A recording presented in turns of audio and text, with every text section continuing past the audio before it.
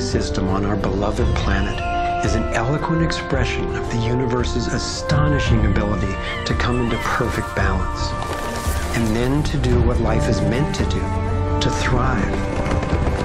Thriving is the natural flow of life.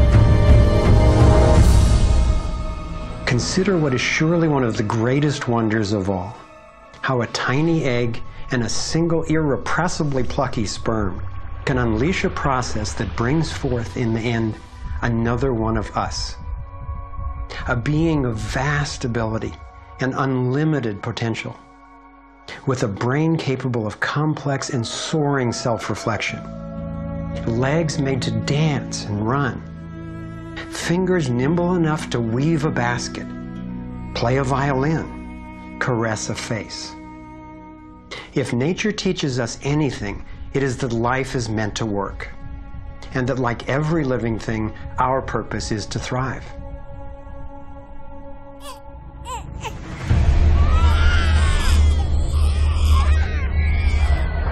And yet, for the majority of people on the planet, life is not about thriving. It's about surviving, just trying to hang on. Is this really the best we can do? Did the universe labor for nearly 14 billion years only to bring forth a species that would end up as an enemy to life itself and to its own home? I don't think so. My name is Foster Gamble, and I have spent nearly a lifetime trying to figure out what happened. What is happening that could account for the staggering agony and deprivation on this planet? As a young man, driven by the misery I saw and by my fear for our survival, I set out on a journey, seeking to answer questions like, is it even possible for humans to thrive? If so, why aren't we? My research led me to places I never expected to go, revealing surprising discoveries that seemed unrelated at first, but which turned out to be crucially connected, as you'll see. I found a code, a pattern in nature that's been embedded in arts and icons throughout the centuries. I believe this code holds the key to a new source of clean, sustainable energy that could completely revolutionize the way all people live. I came to understand how our economic system is rigged, and I found out what we can do about it. My journey revealed ways we can claim our power to create liberating, healthy systems everywhere on Earth. I have realized that we are not a mistake. We are simply mistaken. We've been blinded to our brilliance, shorn of our strength, ignorant of our genius, unaware of our true power and magnificence. But all that is about to change. I invite you to share with me the highlights of my unlikely journey. I've created this navigator to take us through time and space. Let me show you around. On this screen, we can access what I call our vitals. It's the critical data we don't get from the corporate media, which in the US has consolidated from 50 companies down to 5 in just over 25 years. We'll use this to check on how we're really doing.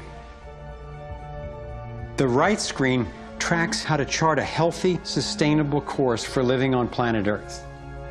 I call these the navigating insights. And this will be our compass. Instead of a needle seeking north in our Earth's magnetic field, our compass is the shape of the field itself. And that shape, as you will soon see, has amazing technological and social ramifications. After a lifetime quest, I've come to believe that this pattern actually holds the key to a world that works for everyone. So let's go.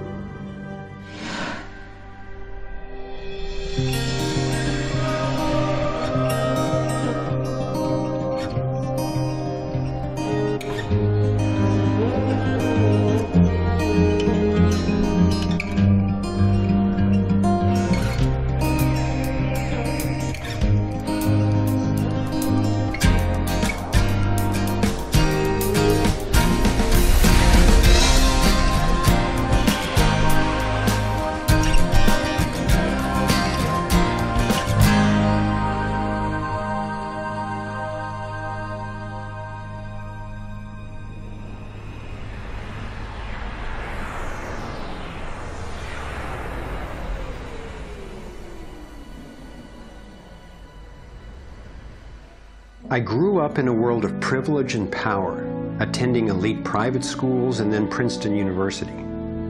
As a direct descendant of one of the founders of Procter & Gamble, I was groomed to be a leader in the establishment. But I chose a different path.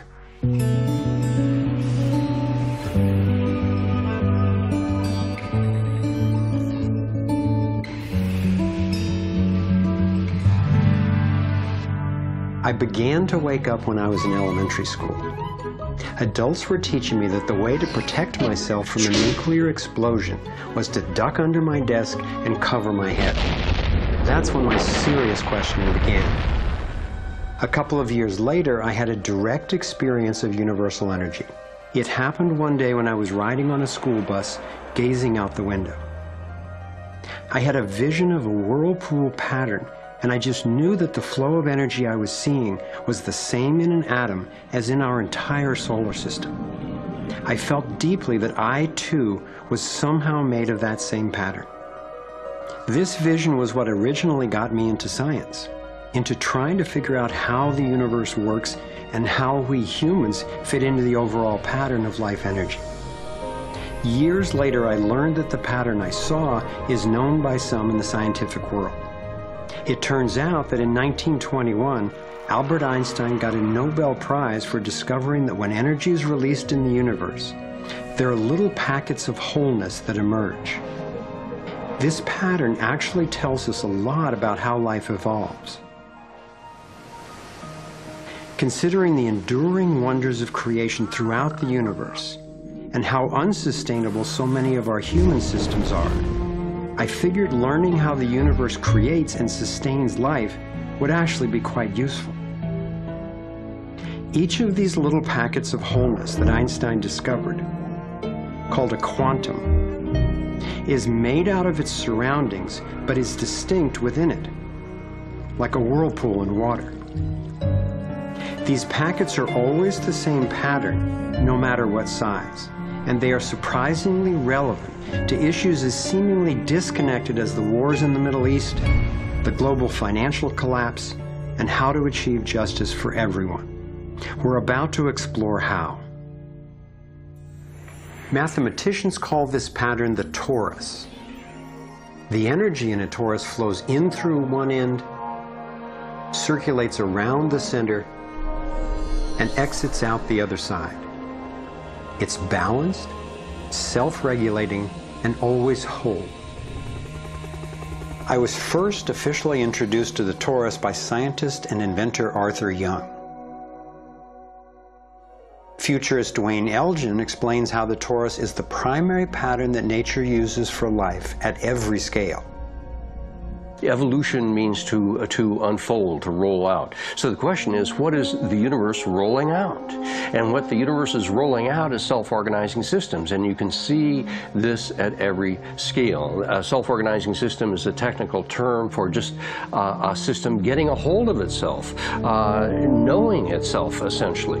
And if we go to nature, we can look at and we can see these self-organizing forms throughout. We can see it in the cross-section of an orange, the cross-section of an apple. We can see it in the dynamic nature of a tornado. We can see it in the magnetic field around the Earth, a similar magnetic field around an individual. We can see it in the structure of an entire whirlpool galaxy. We can see it in the structure of a small atom. At every scale, throughout its entire history, the universe has one single project. It's growing toruses. The universe is a torus growing factory.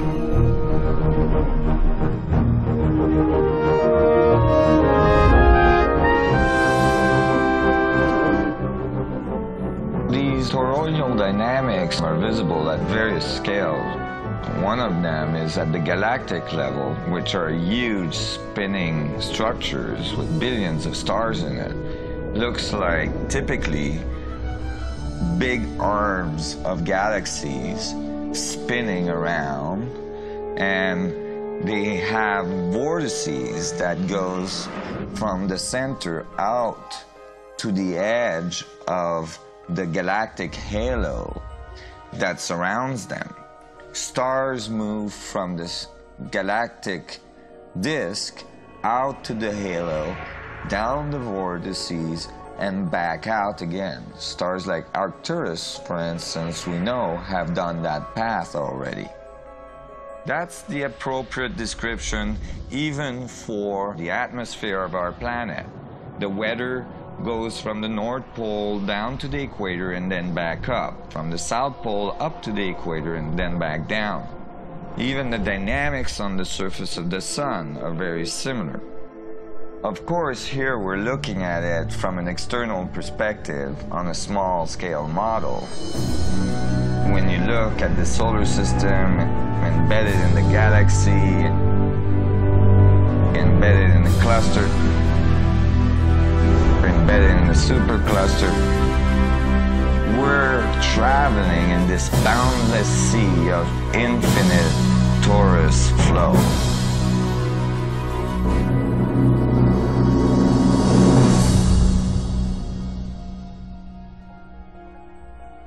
The torus is like the breath of the universe. It's the form that the flow of energy takes at every scale of existence. But there's also an underlying structure in how the flow fits together, sort of like a skeleton. It's called the vector equilibrium, a term coined by one of the 20th century's greatest thinkers, Buckminster Fuller. Inspired by Fuller's visionary work, I spent decades researching the dynamics of the vector equilibrium and the torus.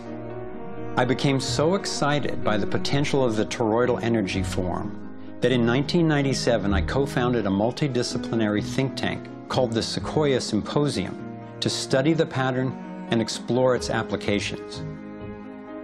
Our collected research convinced me that the torus and the vector equilibrium are primary patterns, fundamental to the creation of the universe at all scales. At the Sequoia Symposium gatherings, I learned of inventors who claimed they were using the torus dynamic as the basis for devices that generated energy without combustion. This revolutionary development, accessing what's sometimes called zero point or radiant or free energy, is now being called most simply new energy technology. Given that so much of the suffering in our world is the result of lack of access to energy, I realized that free, unlimited, clean energy would be one of the greatest breakthroughs in history. It could not just improve, but actually transform the quality of life on this planet. So I began to wonder who else knew about this pattern, or about this powerful potential energy source. Some of the scientists at the symposium showed me how the torus has been encoded by different cultures for millennia. Apparently, ancient cultures had embedded this code in the most enduring forms then possible, in stories, in icons, in alphabets, and buildings. Here we are at one of the world's oldest sacred sites, the Osirian Temple at Abydos, Egypt. Very little writing is found in the Osirian Temple. However, there is one very significant piece of information in that temple. It is a very faint but clear and precise drawing. It's not etched into the rock, it's not carved, it's burnt into the atomic structure of the rock in some extraordinary way. Nassim has decoded the Osirian symbol in 3 dimensions. Since our world is not two-dimensional, it makes sense that codes relaying information about our world also wouldn't be limited to flat designs. His 3-dimensional version of the Osirian symbol starts with the vector equilibrium, a perfectly balanced force field with 12 equal energy lines radiating out. They stabilize its center like the 12 spokes of a wheel. The primary pattern of balanced energy flow around this structure is the torus.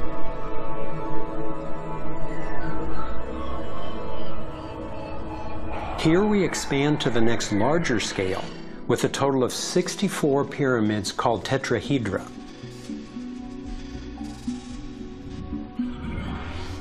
If we then put spheres in representing the toroidal energy field surrounding each of the pyramids, and then we drop away the pyramids, we end up with a matrix that is, amazingly, an exact overlay for the Osirian icon, a 3-dimensional model of the same pattern that was burned into the rock wall of the Egyptian temple thousands of years ago. Now we travel across continents, from Egypt to China, where the same geometry appears at another sacred site built in 1420. Then you go to the Forbidden City, where the sun gods reside, and where you find at the entrance the Fu dogs, the guardians of the knowledge. They guard the knowledge under their paw. The same geometry of 64 energy units is encoded again. I started wondering, is it just a coincidence that the exact same design appears in significant places on 2 different continents? But then Nassim showed me that this geometry of 64 is encoded time and again in cultures across the centuries and from all over the world. The Hebrew Kabbalistic tree of life creates the same structure we just saw, with the vector equilibrium again embedded at every level. The ancient Chinese system of wisdom called the I Ching is based on 64 hexagrams, symbols with 6 lines in a set, some continuous, some broken. These can be put together as the 6 edges of a tetrahedron, and together would form the 64 tetrahedron crystal.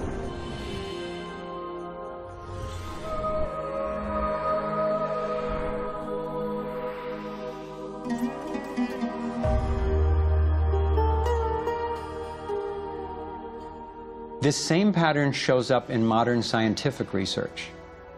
The double helix has an alphabet of 64 codons that are used to encode our human DNA. I had seen that there was advanced knowledge of the living geometry of the universe thousands of years ago, but how on earth did they know about it? Most of the stories of ancient Egypt and Mayan and Incas talk about sun gods coming to the earth and teaching them engineering and writing and all of their science. I started to wonder if all these sun gods were not advanced civilization coming from another part of our galaxy. These texts and many ancient cultures describe them as coming in flying boats, or in the Vedic tradition, flying machines, and so on. There is many mention of these sun gods coming through time.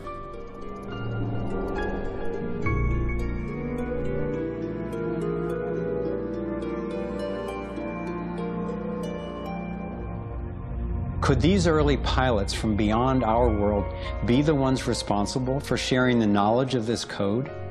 Could they actually be tapping its power to propel themselves through the cosmos? This isn't where I thought my research would lead me, and these notions were rocking my world. But Nassim has impressive evidence to back up his theories, and I could see no other rational way advanced math and physics concepts would have been recorded over 3,000 years ago. I sought out one of the most knowledgeable investigators, Dr. Stephen Greer, the founder of the Center for the Study of Extraterrestrial Intelligence.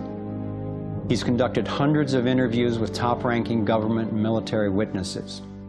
And so when we talk about extraterrestrial intelligence, we're talking about civilizations that have reached the point of being sentient like we are, but whose technologies and perhaps social capabilities are such that they've been able to become interstellar or interplanetary civilizations. And when you look at the fact that the most conservative estimates are in the Milky Way galaxy that there are at least 10,000 Earth-like planets that have intelligent life on them, and that at least half of them are likely to be as advanced or more than ours. It's almost a certainty that there's intelligent life out there that have mastered the laws of the universe beyond what's currently taught at MIT and Caltech, to be able to transfer through space-time in real time through vast distances of interstellar space. We have over 4,000 cases where these objects have landed on terra firma and left physical evidence. We have over 3,500 pilot cases. We have hundreds of cases, including ones from the highest ranking investigator at the FAA, John Callahan, and numerous other operators where these objects have been tracked on radar going tens of thousands of miles per hour or dematerializing and then reappearing in another point in the sky. Yes, there have been ET visitation, there have been crashed craft, there have been material and bodies recovered. We have contact with aliens not originating from some foreign country, but from some other solar system. And I have been a party to that. There were documents that I have seen that refer to the Roosevelt having several instances of UFO flyovers, and particularly after they took on board nuclear weapons. Now, my SEAL told me, Jordan, this, what have you got in your log? This never happened. The crew going on duty and the crew coming off duty all saw the UFO just hovering in midair. It was a metallic circular object, and from what I understand, the missiles were all shut down. That means they went dead, and something turned those missiles off. Now, remember, all this stuff is flying at several thousand miles an hour. So this thing fires a beam of light at the warhead, hits it, and then this thing flies up like this. Meanwhile, we're all going like this, fires another beam of light, goes around like this, we're going like this, fires another beam of light, goes down like this, fires another beam of light, and then flies out the way it came in. And the warhead tumbles out of space. The feeling at the time was that it must have been extraterrestrial. They took the film and they spooled off the part that had the UFO on it, and they took a pair of scissors and cut it off. They put that on a separate reel, they put it in their briefcase, they handed Major Mansman back the rest of the film and said, "Here, I don't need to remind you, Major Mansman, of the severity of a security breach. We'll consider this incident closed." But who do you tell that you were involved in a UFO incident without them looking at you like you ain't wrapped too tight?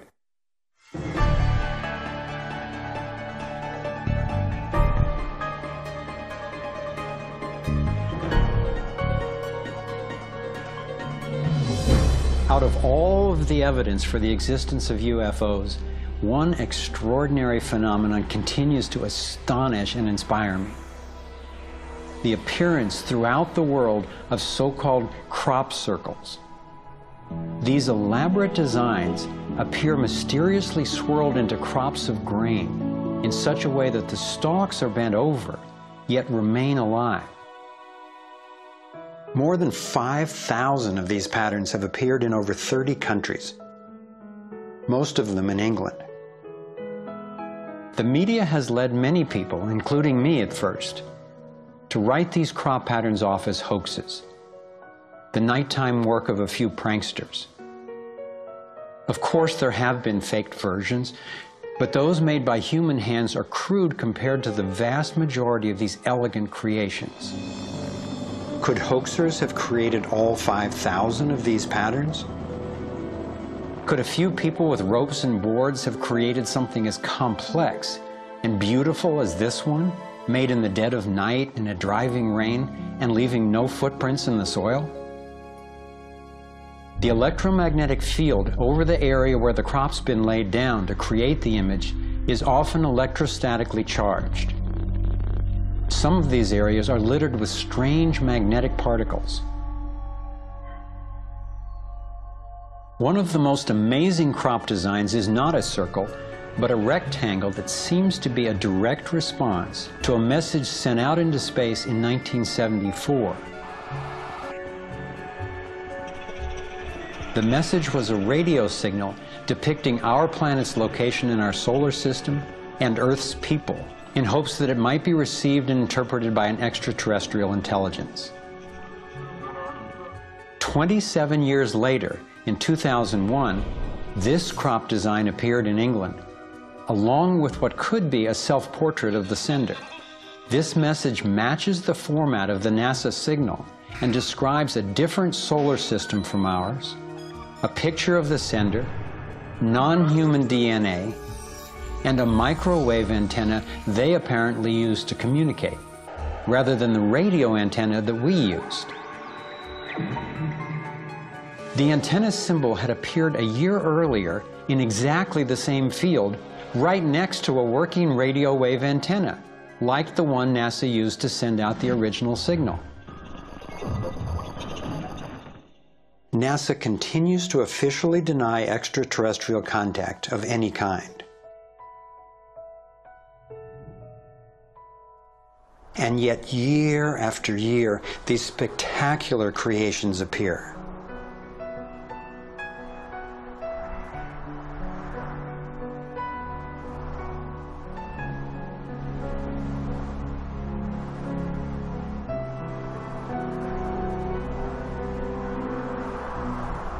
So what might these remarkable designs mean? Here are some two-dimensional versions that seem to be revealing the torus in 3D.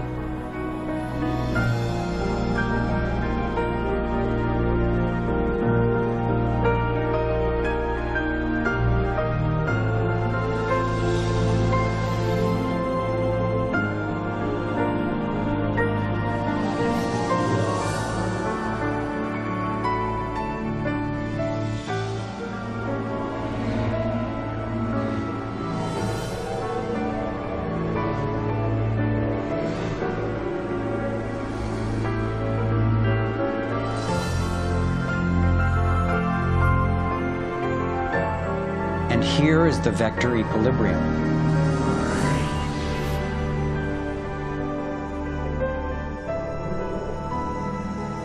And the related pattern of 64 that we saw encoded in the arts of so many ancient cultures.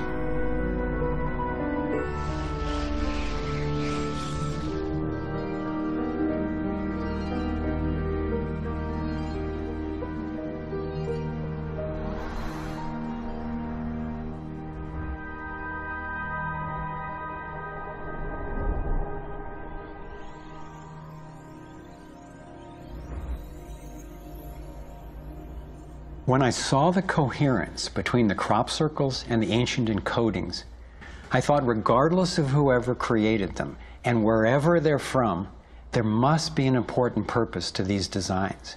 They're so coherent. I've come to believe that the pattern of the torus and the vector equilibrium, especially in the form of the 64 tetrahedron crystal, is showing us how energy works in the universe so that we can learn to align with it. I believe that they're giving us a model for accessing energy in a clean, safe, and limitless way, and a new means of propulsion. What more important message could there be to get to us, and especially now, from their perspective, as we're beginning to extend our careless reach beyond our planet? I got further confirmation of this notion when I met Dr. Jack Kasher, a former professor of physics at the University of Nebraska, who has also researched UFO phenomena. Presenting at a Sequoia symposium, Dr. Kasher showed a remarkable series of drawings by a woman named Lane Andrews, who claimed to have been invited onto an extraterrestrial spacecraft. I was startled to see her detailed sketches of the toroidal energy field that she said propelled the vehicle and protected the passengers. I subsequently interviewed James Gilliland. James has many hours of UFO footage from his ranch near Mount Adams in Washington State.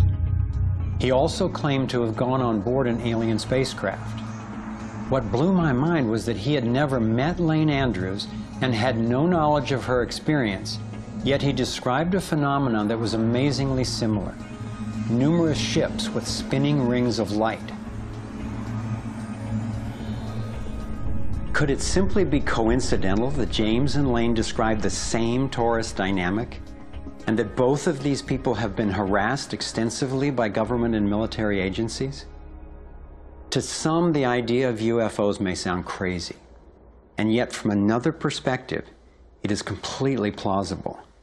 The Earth is about 4.5 billion years old. That's 4,500 million years old.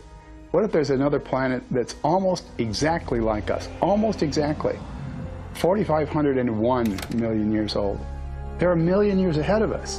And on a galactic scale, they're almost our twin brothers. So where are we going to be in a million years?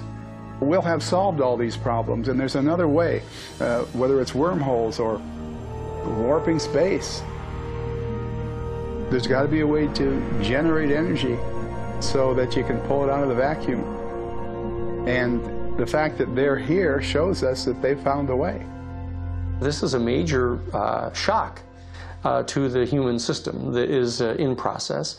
I understand why people in our generation, people who aspire to positions of political leadership, etc., never dare go near that question, because it's a worldview challenge. It's a fundamental worldview challenge. So here we are, a relatively immature species struggling with possible self-destruction. If aligning with the torus does hold the key to a new form of clean, safe energy access, imagine the implications.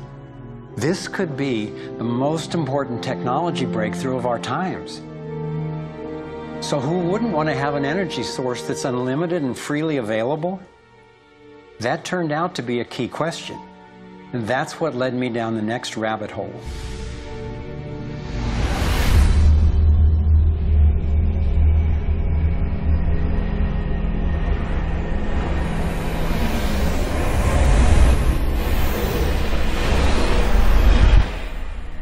It turns out that scientists as far back as the early 1900s have been developing alternative ways to access electricity without combustion. Nikola Tesla believed he had tapped into what he called radiant energy.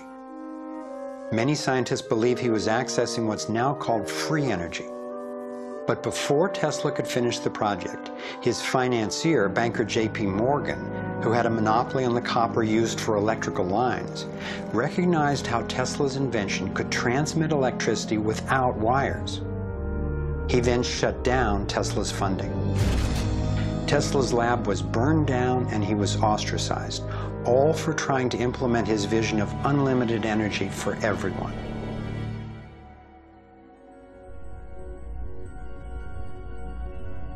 A modern-day inventor, Adam Trombley, was inspired by Tesla's work and by the possibilities of the torus. Trombley built a dynamo, a direct current generator that accessed electrical power right out of the air. We were trying to demonstrate that by mimicking the magnetic field of a planet and rotating this device, we could actually create a dynamo that would work. And in fact, it did work, and it does work. So when we contemplate nature, when we contemplate Jupiter, or we contemplate a dynamo like the Earth rotating in space, we're basically talking about a magnet which is rotating in space. And the lines of flux of the magnet are pouring down and through in this toroidal pattern of the magnetic field. It's also expanding and contracting.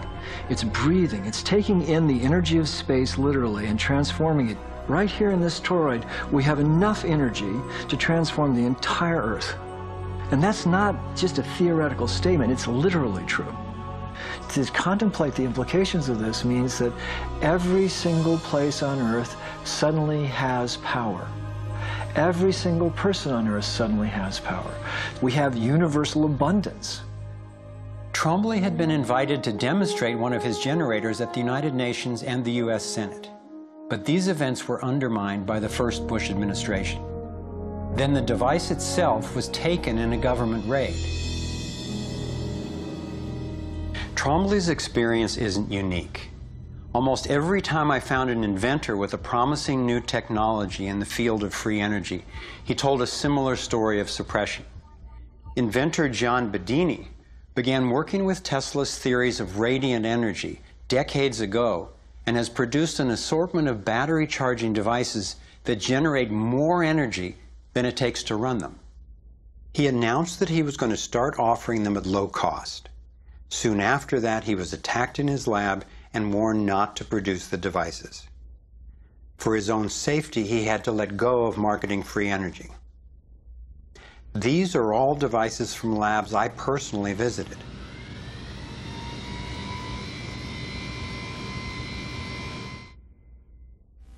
Now.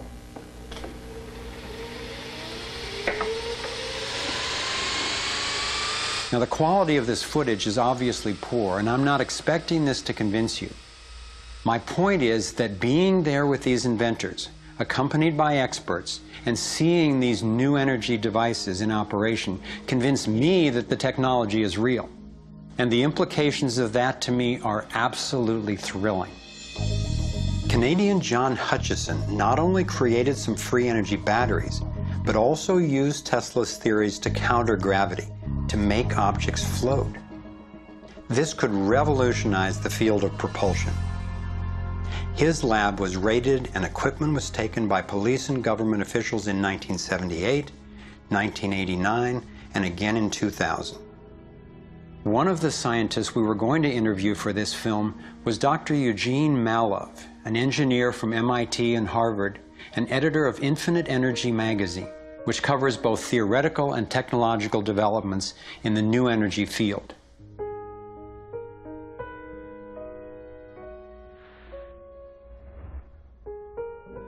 Dr. Malov was mysteriously beaten to death in 2004. If these inventors were all hoaxers and charlatans, I wondered, why are they being suppressed so consistently and so brutally?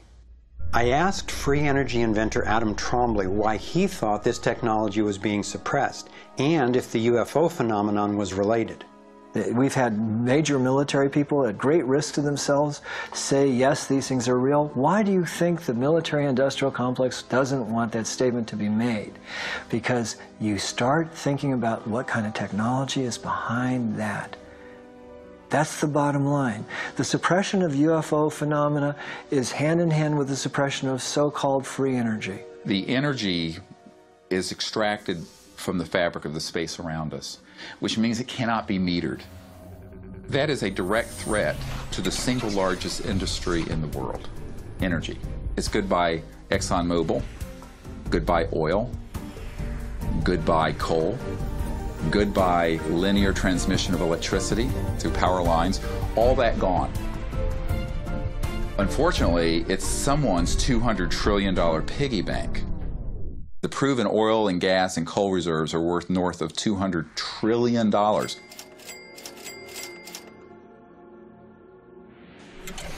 This information coming out would completely change geopolitical power more than anything since, well, in recorded human history. And it would happen in a generation. I started to examine the breakthrough solutions, and much to my surprise, these concepts have been proven in hundreds of laboratories throughout the world, and yet they have not really seen the light of day. Rather than smashing things together and trying to control the explosion, these new technologies rely on blending, of dancing with what naturally is.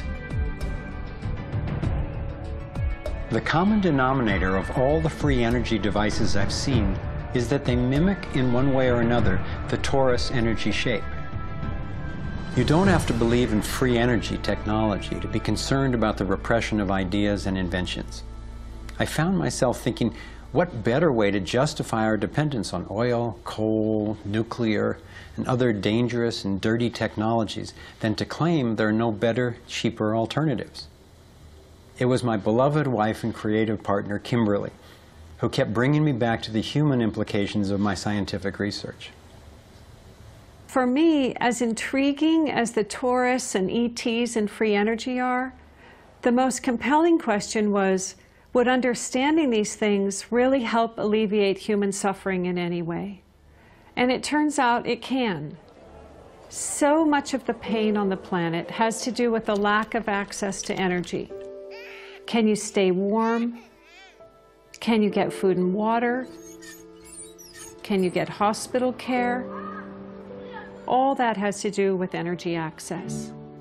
If there is a fundamental pattern, which makes sense to me that evolution would be efficient in that way, and we can align with that pattern to create new technologies that will solve these problems, then it's worth it to me to open my mind to these socially taboo subjects. If the new energy technologies were to be set free worldwide, the change would be profound. It would affect everybody. It would be applicable everywhere. These technologies are absolutely the most important thing that's happened in the history of the world. So given the stakes, I decided to ask who's benefiting from suppressing scientific research? Whose wealth and power are threatened by access to clean, free energy? Who has a motive to set up a world where so few have so much and so many have so little? As an independent researcher, I followed one of the cardinal rules of investigative journalism. If a story doesn't make sense, follow the money.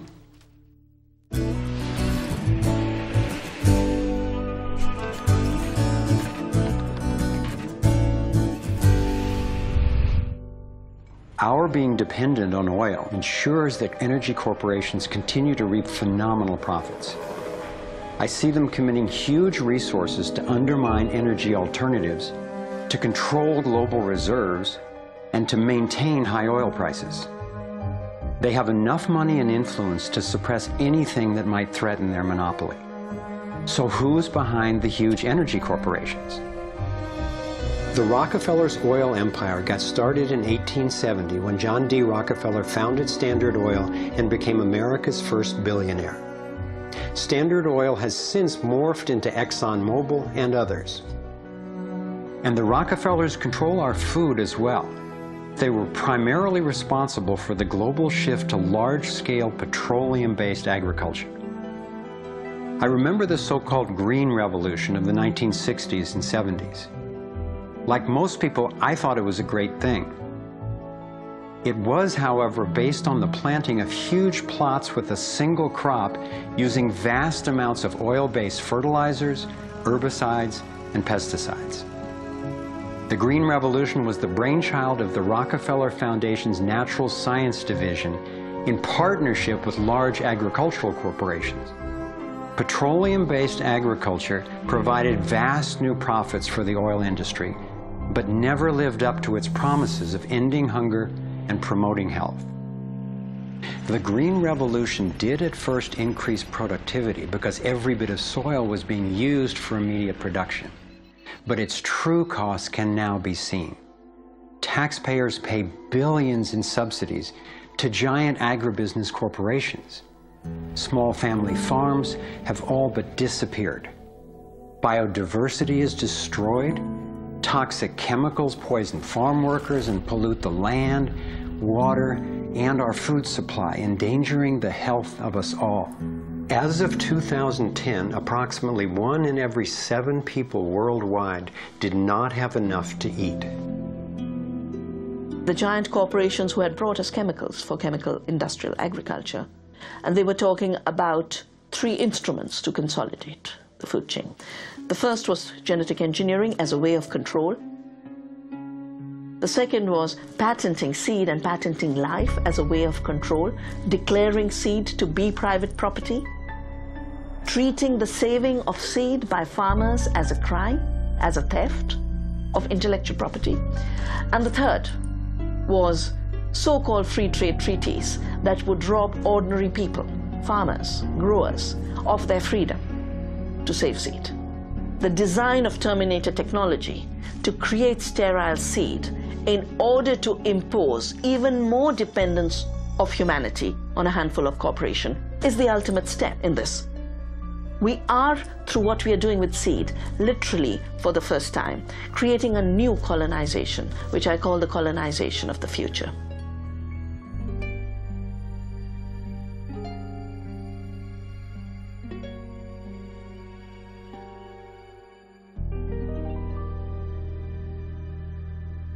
So in two crucial areas, energy and food, the same elite banking families and their corporations have taken control, and the consequences have been devastating. For me, it was overwhelming at first to discover such a monopoly of influence, but I knew it was important. Like learning you have a tough but treatable disease. It helps to understand what's causing it and how it operates if the goal is to cure it. So I continued my investigation. If oil and food are controlled by the big banking families, where else does their influence show up? As I followed the money, I began to see this same pattern of control in just about every area of our lives. And I always found the same families in charge, either directly through their banks and corporations or indirectly through their major foundations. Again, it was the Rockefellers who created the National Education Association with help from the Carnegie Foundation and later from the Ford Foundation. What the captains of industry wanted from our schools was an obedient and docile workforce who would be manageable employees and eager consumers.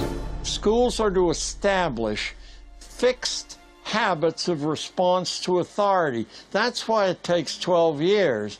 You're to respond reflexively when anyone in a position of authority tells you what to do. Like education, health is yet another area dominated by big money and corporations. The American Medical Association, for example, is largely funded by the Rockefellers, who use their funding to influence AMA research and decision-making. The average MD in 4 years of medical school takes one course in nutrition, 2.5 hours in many cases, and the materials used, the curriculum materials, are supplied by the National Dairy Council and the National Livestock and Meat Board and other industries, including the Sugar Association, with products to sell that actually undermine our health in the first place. Unfortunately, the way the system of medicine is set up, medical education is primarily funded by pharmaceutical companies.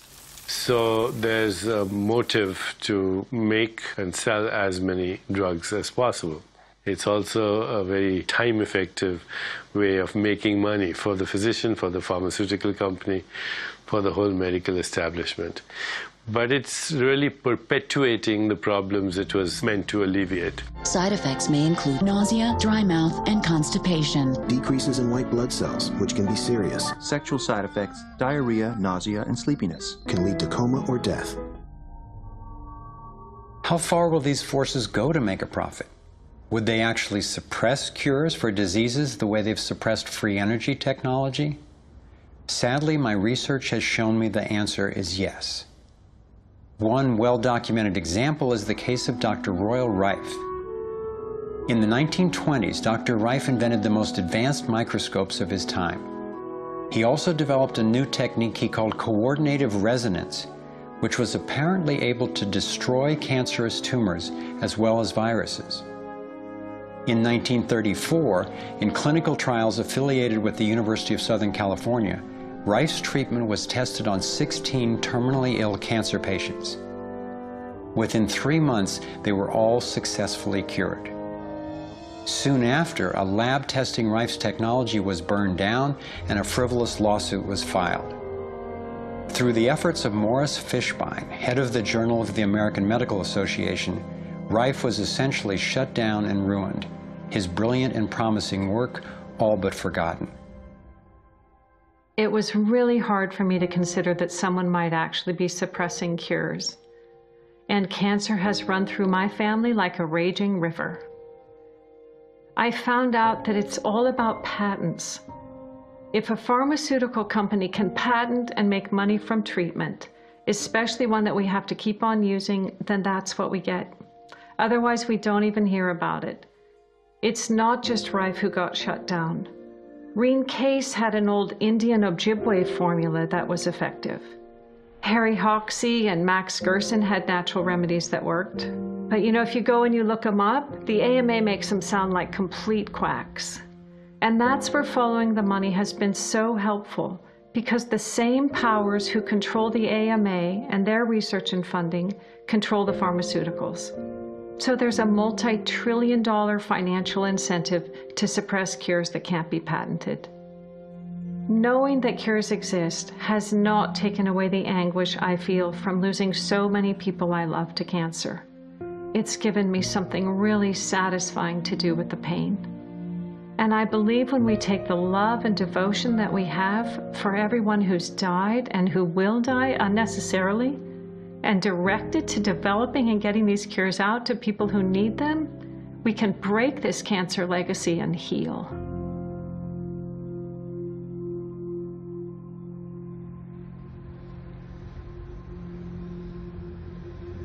As difficult as it was for me, I have come to an inescapable and profoundly disturbing conclusion. I believe that an elite group of people and the corporations they run have gained control over not just our energy, food supply, education, and health care, but over virtually every aspect of our lives. And they do it by controlling the world of finance, not by creating more value, but by actually controlling the source of money. When I followed the money, I found that it took me up the levels of a pyramid. Here we are at the bottom level going about our daily lives. Above us is government, people who are given a monopoly on force and use it to tax and control us whether or not we agree. But who controls them? At the next level are the corporations. Many would say that it is now corporations and not nation states that rule the world. They call it a corporatocracy. To acquire the world's resources and control the markets, this corporatocracy must have access to cheap money. The big corporations get their loans at special rates from the big banks, which means that those who control the major banks, the moneyed elite, ultimately control the corporations. As I've followed the money, I've learned that almost everything I once believed about money is simply not true. It's interesting how few questions we actually ask about very everyday things, like when we go into a bank and we ask for a loan of, say, $50,000, £50,000, what actually happens? You see, most people live their lives based on a kind of vague image of what happens. What actually happens is you ask for £50,000, they type into your account £50,000. That's all they do. They don't mint any coins, they don't print any money, they don't move any precious metal anywhere. They just put £50,000 into your account on a computer screen. From that moment, you start paying interest on money that has never, does not, and will never exist. It turns out that banks actually have about 9 times as much money loaned out as they have on reserve in their vaults. This is possible because of what's referred to as fractional reserve lending. The way it works is that the Federal Reserve, or the central bank in any country, is legally allowed to determine the amount a bank must have on reserve. In the U.S., it's currently around 10%. So if you deposit $10,000 into the bank sets aside 10%, or $1,000, and then loans out the rest of your money. The way it works is, say another person comes into the bank and asks for a car loan of $9,000. At this moment, the bank loans out the $9,000 from your original deposit. It isn't there anymore. The borrower then pays the person selling the car, and they go deposit the money into another bank, which is part of the same central banking system. This $9,000 is treated as a new deposit, and the process continues. The money gets redeposited and reloaned until the initial deposit of $10,000 becomes $100,000. The banking system just created $90,000 by loaning out your money. Apparently it began with the goldsmiths in the 17th century, when people were trading in gold. Gold was heavy to carry around, so people stored the actual metal in vaults and traded receipts instead. Those receipts were the first paper money. Since only a few people would withdraw their gold at any given time, the vault owners, basically the new bankers, began creating receipts for more metals than they actually held. They loaned out those receipts and charged interest on money, gold, that they didn't really have. That's how our so-called fractional reserve system was born. In this system, the bankers get to make up money out of nothing, while the rest of us have to work hard to earn it. It has created a modern form of serfdom where the mass of society is now working to pay off their debt to the banks.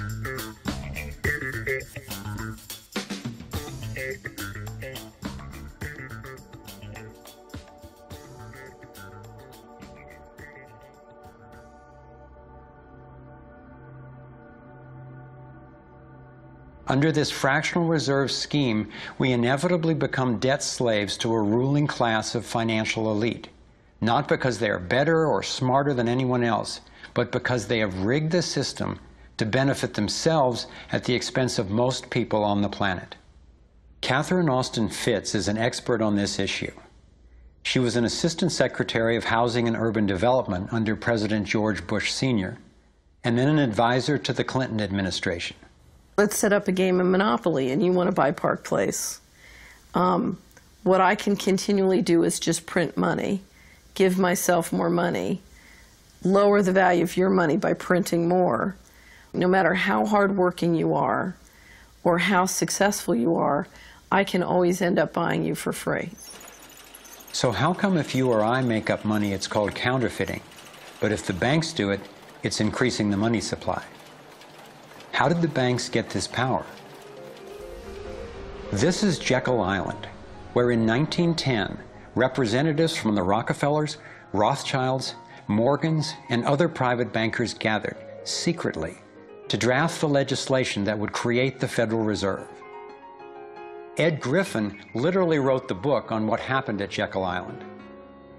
Central banks are banking cartels which have gone into partnership with the respective governments in the countries where they operate. And they've been given monopolistic power over the creation of the nation's money supply. That's what the politicians handed to them as a gift, you might say, for the partnership. Now, in return, what did the bankers do for the politicians? They promised to create money out of nothing, now that they've got this legal power to do it anytime the government needs it. And since 2008, we've witnessed the greatest fake money printing run in recorded history. This financial sleight of hand disguises the costs, hides who's to blame, and leaves us as debt slaves working to pay off the bill. I found it revealing that in the same year the Federal Reserve was founded, 1913, the Internal Revenue Service was also established.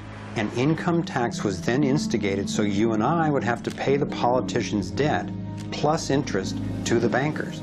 The problem is we have a privately owned central bank system in the United States disguised as a government-owned system. Now, if you look in the telephone book here in the Washington, D.C. area, you look up for Federal Reserve in the blue government pages, it's not there. It's in the white pages right next to Federal Express. It's a privately owned central bank. What is the proper relationship, what should be the proper relationship between a chairman of the Fed and a president of the United States? Well, first of all, the Federal Reserve is an independent agency, and that means basically that there is no other agency of government which can overrule actions that we take. There is no other agency of government which can overrule actions that we take. We have a private bank that prints money on behalf of the Treasury. The Federal Reserve prints money on a debt-based system which creates scarcity. But it puts a group of insiders in a position of having access to all the data about the economy when we don't. So you have a small group of bankers who understand the data on how the money works in the economy, and it gives them the ability to print money in a way that the insiders are protected and everybody else is drained. Catherine went on to compare a healthy economy to a vibrant torus, balanced, freely flowing, and energized throughout, in contrast to what's happening in our current economy. What you have is a system that's very dynamic, and it's trying to optimize. But But intertwined in the core of it, you have a tapeworm. The way a tapeworm works in your body is it injects a chemical into your body that makes you crave what's good for the tapeworm and bad for you. You have a parasite that's very much manipulating and engorging itself at the expense of the whole. We live in a tapeworm economy where the financial elite are the tapeworm and they're feeding on us. And they don't like it when people blow their cover. After Catherine began exposing government corruption at the highest levels, the FBI raided her company and seized its assets. She was dragged through the courts for 10 years before being found innocent. So we've got the Federal Reserve, a privately owned corporation with a monopoly on creating money, but with no accountability, backed up by a government with a monopoly on force. The country got sold on the Fed as an institution that would help stabilize the economy and remain independent of politics. But in fact, in close to a century of existence, the Federal Reserve has done just the opposite. Since they took charge, we've been robbed through inflation, and the purchasing power of the dollar has declined more than 96%. And the wealth gap makes it clear most of the money is going to a very few.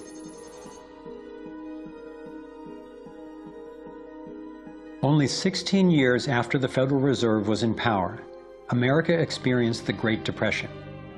My research revealed that before the big crash in 1929, the elite bankers pulled their money out of the stock market. After the crash, they used that money to buy up cheap stocks and smaller failing banks for pennies on the dollar. Among the bankers who consolidated their wealth this way were the Rothschilds, Rockefellers, and Morgans. A similar scenario played out in the 2008 financial collapse, with the same bankers benefiting. In the years leading up to the collapse, the biggest banks, including Bank of America, Citigroup, and Chase, controlled by the Rothschilds, Rockefellers, and Morgans, were bundling and trading bad loans that they knew would eventually fail. It's like putting rotten oranges in a box and selling them as grade AAA. The bundlers of the debt knew it was only a matter of time before someone would open that box and see that the content was worthless, since they were the ones who packed the boxes in the first place. When the rotten oranges, what we hear about as unsound loans, derivatives, and credit default swaps, were finally discovered, everyone was impacted. People lost their homes, their jobs, their businesses, and their retirements. Meanwhile, the biggest banks who created the problem in the first place were the ones who got bailed out. Why's that? Why would the Federal Reserve give trillions to the banks, even though the majority of Americans were against bailing them out? And why not help those most in need rather than the perpetrators of the financial collapse?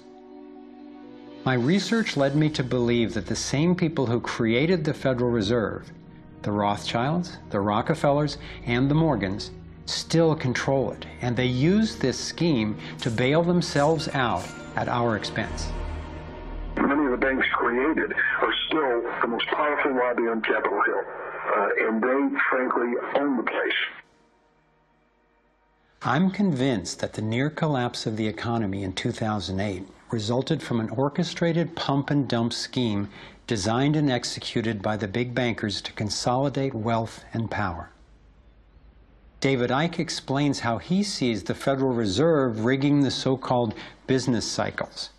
Stage one, it's like throwing a fishing line out. Stage one, you put lots of money, units of exchange, into circulation. You do this by pushing interest rates down, by making lots of loans. This is the part of the cycle we call a boom. Because there's lots of units of exchange in circulation, there's lots of money changing hands. That generates lots of economic activity.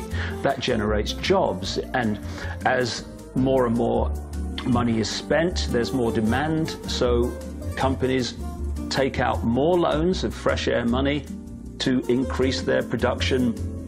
people get confident in their everyday lives. Hey, you know, I work for this company, they've got lots of orders, it's really going great, my job's safe, I tell you what, we can have a bigger house. Then they start to change it. What they do is they pull the fishing line in. They push interest rates up.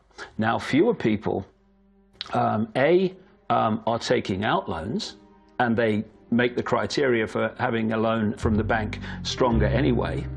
And also, now, as interest rates have gone up, a larger part of people's income is going to pay back the extra interest and not being circulated in buying things. Suddenly, there's nothing like as much money in circulation, and therefore, fewer things are being bought. Companies start to go down in terms of their profits, they start to shed jobs, and they start to go out of business. People lose their jobs, they can't pay the mortgage anymore of the big house they took out in the good times.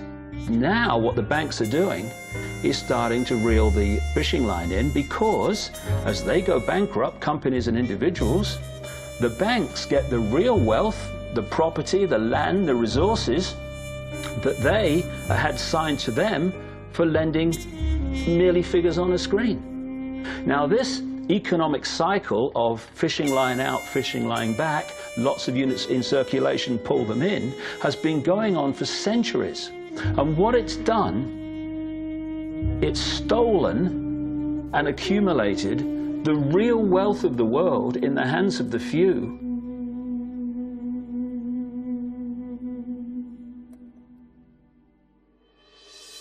At the international level, central bankers use the World Bank and the International Monetary Fund to make more money while exploiting the resources of countries they lend to, bankrupting them in the process. The central bank of central banks is the Rothschild-created Bank for International Settlements. The elite are positioning themselves to control access to virtually everything we need to survive. No matter where you go in the world, the money is controlled by the banking system. They decide if people eat or if they don't eat. Who's a billionaire and who lives on less than $1 a day? He who controls the money controls the world, and a very few control the money.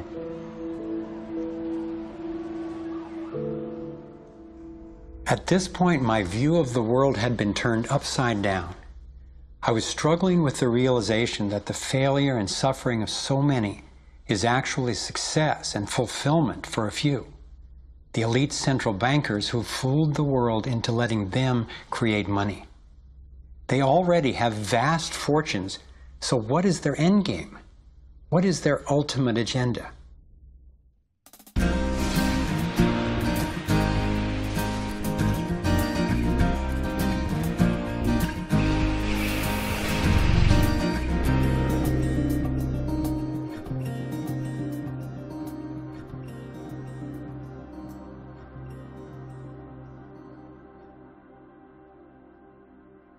I kept running across compelling evidence and credible experts saying that the secret agenda of the banking elite is nothing less than total global domination.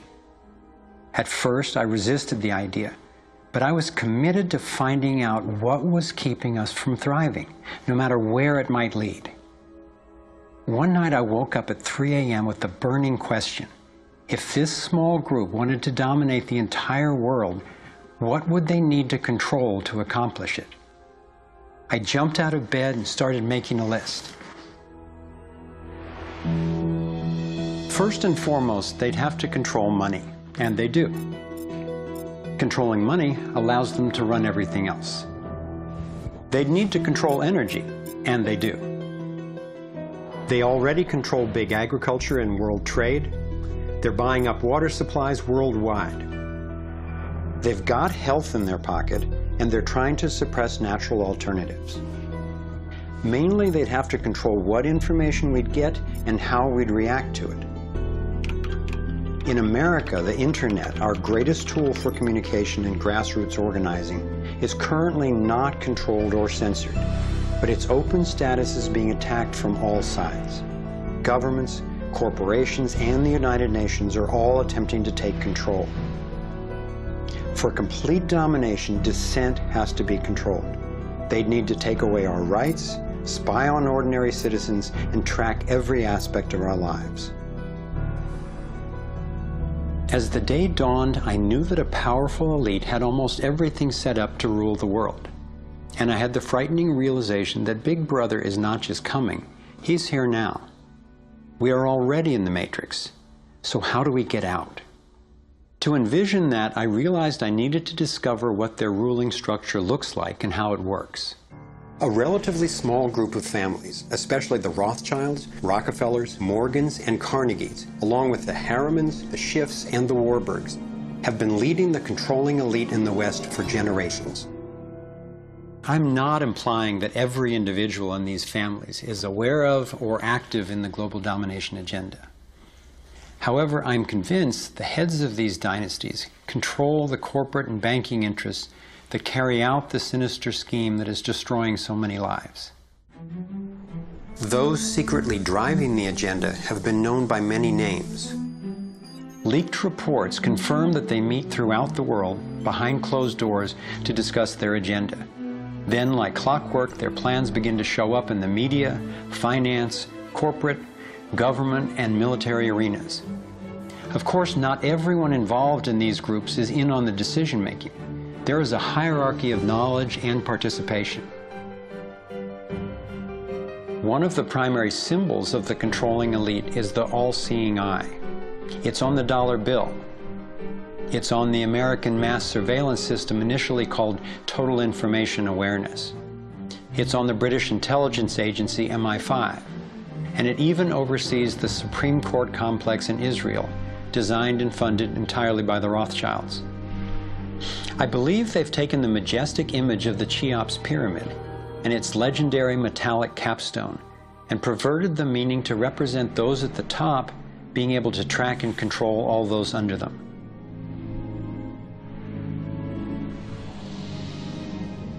One of the painful ways this information has been used is by people who want to promote anti-Semitism. They wrongly call this a Jewish agenda and continue the ongoing racism that undermines and destroys so many lives. Let me be clear, this is definitely not a Jewish agenda. It's been documented that central bankers even funded both sides of World War II, as well as some of the corporations associated with Hitler's atrocities against the Jews. Since these people have more money than their families would need for generations, and since they have the power to create money, I don't believe wealth is their end goal. After you have all the material things that you could possibly want in life, what is left to excite you? And for many people, the answer is power, global power. They became intellectually elite. They began to think that they had a plan that was better than anybody else's plan. They got the idea that freedom is dangerous. If you give people freedom, you know what? They're probably not going to use it wisely like we think they should. We are smarter than they are. And for their own good, we should rule them.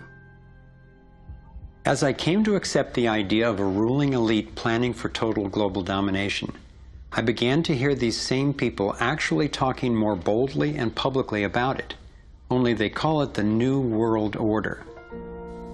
When we are successful, and we will be, we have a real chance at this New World Order. It is a new world order with significantly different and radically new challenges. A new world order can be created. It's a great opportunity.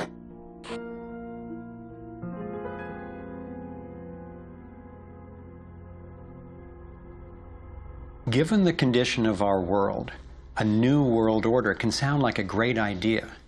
But I had to distinguish between what I was discovering about global domination, a one-world government run by an elite few, and the reality of our global interconnectedness, which is the realization that at a fundamental and even spiritual level, we are not separate, we are all connected. But the agenda for global domination is really the exact opposite. It's a divide and conquer strategy to keep us all pitted against each other thinking that it's the Democrats or Republicans, the liberals or conservatives who are the problem, when both parties are ultimately serving the same plan. I believe we're heading toward a totalitarian world authority, actually a military dictatorship, run by a tiny elite who have all the power and make all the rules. If they succeed, there'll be nowhere to run, nowhere to hide. Think about it. The whole notion of conspiracy has been so ridiculed that it's socially challenging just to consider it. And there's always a reasonable sounding story to explain any one incident on its own. I personally used to try to justify how the same people consistently ended up with more money and more control by thinking they must just be taking advantage of the situation, but not actually causing it. But after nearly a decade of putting the issues and the evidence together, I am convinced it is not random, and that a few very powerful banking elite families and their political and corporate partners do have an agenda to dominate and control the rest of us. Once I got the reality and the scope of the agenda, I really had to think, how much do I want to know about this? Do I want to focus on the worst of what human beings are capable of? I decided it is worth knowing who these people are and how their organizations operate, because on the other side of the rage and the sadness are clarity and strength, the power we have to focus our efforts effectively now that we understand what's really going on. The greatest prison that people live in is the fear of what other people think. What happened to me as a result of all the ridicule I went through is that I stepped out of the fear of what other people thought. And it's only when you do it that you realize what a prison you lived in before. And what it gave me was a personal understanding of how easy it is for a few to control the many. All you have to do is dictate the norms in society, what is considered right and wrong, moral and immoral, good and bad, sane and insane, possible and impossible. And you build what I call a hassle-free zone. And if you live your life within that zone of perception, belief, and what you say and think, then people will leave you alone because you're normal. Once you step out of that pen and you start to express your uniqueness, what the Illuminati have created is a whole human population of prison warders who are jumping on those that are stepping out of the norm. And it's interesting, when you get to the edge of that hassle-free zone in what you say and you think, you're not thinking, if I do, what about the head of the World Bank? What's he going to say if I do this? No. We're saying, what will my mother think? What about the guys down the bar and the people at work? What will they say? And what the Illuminati have done by creating the norms, they have created an absolute army of people to impose those norms on each other. Their grand strategy for global dominance is already being implemented. They are carving up the world into superstates that transcend national boundaries so that we are easier for them to manage. They have already established the European Union and the African Union. Politicians from the United States, Canada, and Mexico, under the title of the Security and Prosperity Partnership, have been working on the northern part of what could arguably be called plans for an American Union. This has been going on for years without citizen or congressional consent. A Pacific Union is already in process. This is the organizational chart for global tyranny, the structure for complete control. Here are two of the most powerful men in Europe talking about moving to a single world government. It is extremely important that we, in this new ownership of global governance, have, particularly on both sides of the Atlantic, the implementation of the same rules in the same fashion. 2009 is also the first year of global governance with the establishment of the G20 in the middle of the financial crisis. On the international level, the central banking elite have put huge organizations in place to implement their policies, including the World Trade Organization, the World Health Organization, the World Bank, and the International Monetary Fund. John Perkins is a man who knows from decades of his own experience as a so-called economic hitman how the collusion of banks, corporations, and governments has taken over countries around the world. We use many techniques, but probably the most common is that we'll go to a country that has resources that our corporations covet, like oil, and we'll arrange a huge loan to that country from an organization like the World Bank or one of its sisters, but almost all of the money goes to U.S. corporations, not to the country itself. Corporations like Bechtel and Halliburton, General Motors, General Electric, these types of organizations, and they build huge infrastructure projects in that country, power plants, highways, ports, industrial parks, things that serve the very rich and seldom even reach the poor. In fact, the poor suffer because the loans have to be repaid, and they're huge loans, and the repayment of them means that the poor won't get education, health, and other social services, and the country is left holding a huge debt by intention.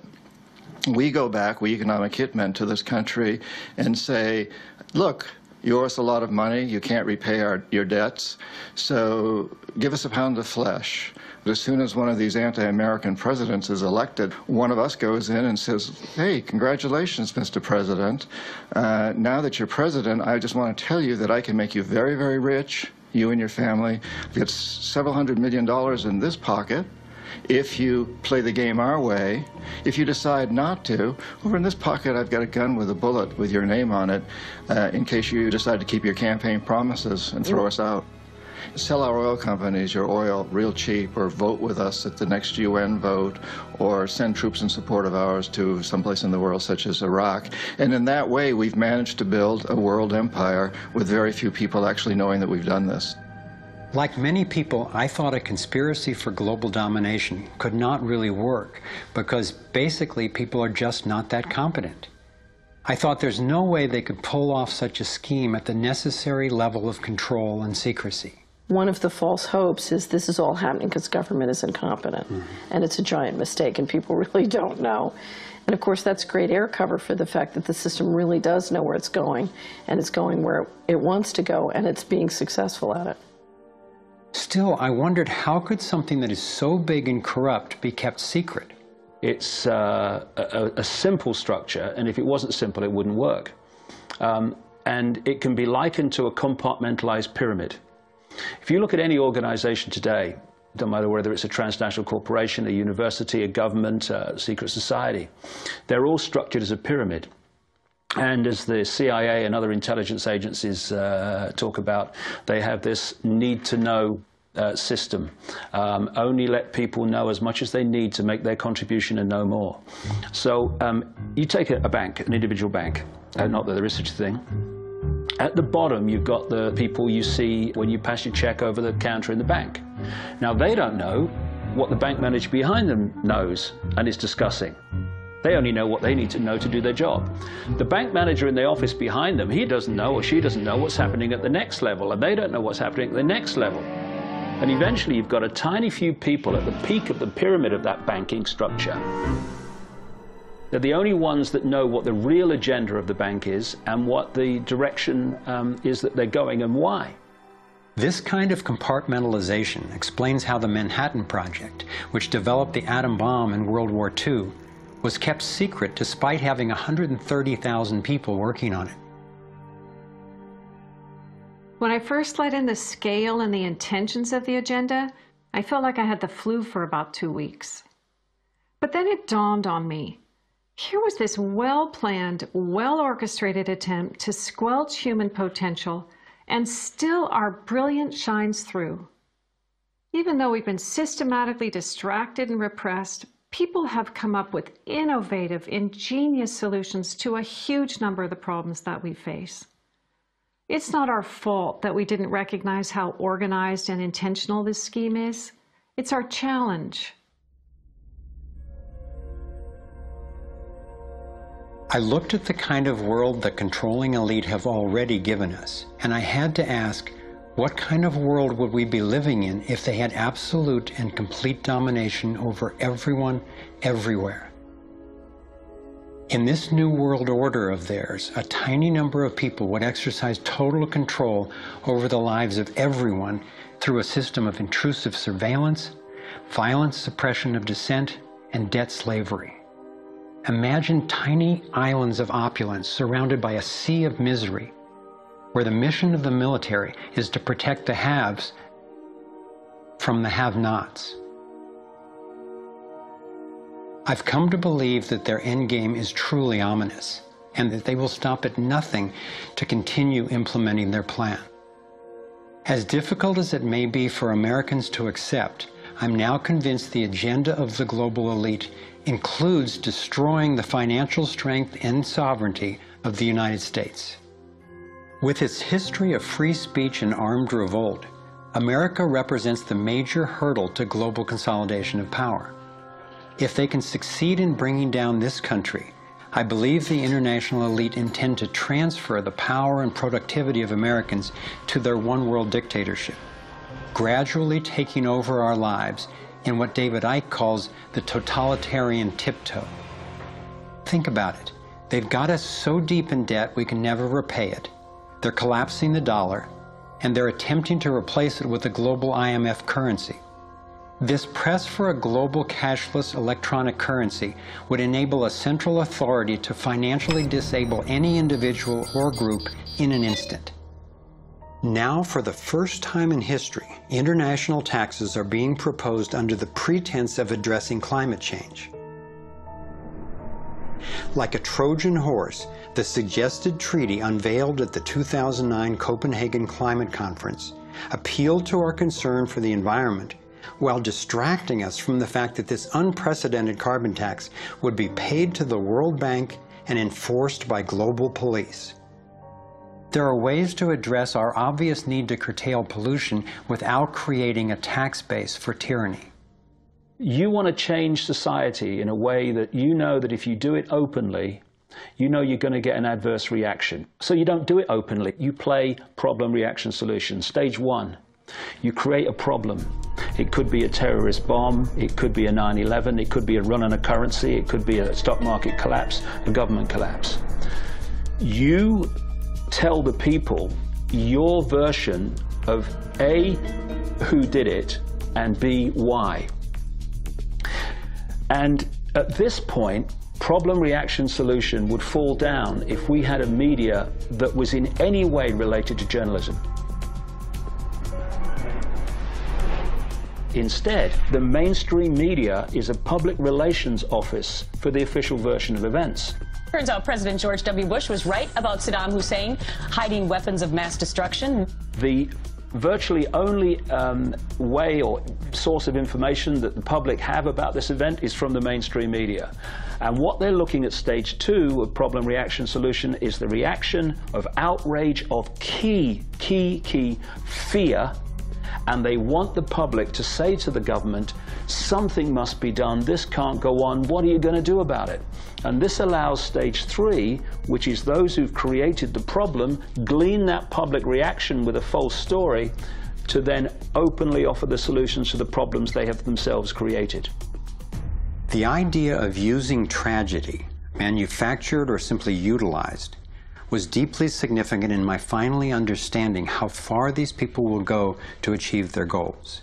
It's a documented fact that we entered the Vietnam War under false pretenses. Former Secretary of Defense Robert McNamara has acknowledged that the attack on a ship in the Gulf of Tonkin didn't actually take place. Our judgment that we'd been attacked that day was wrong. It didn't happen.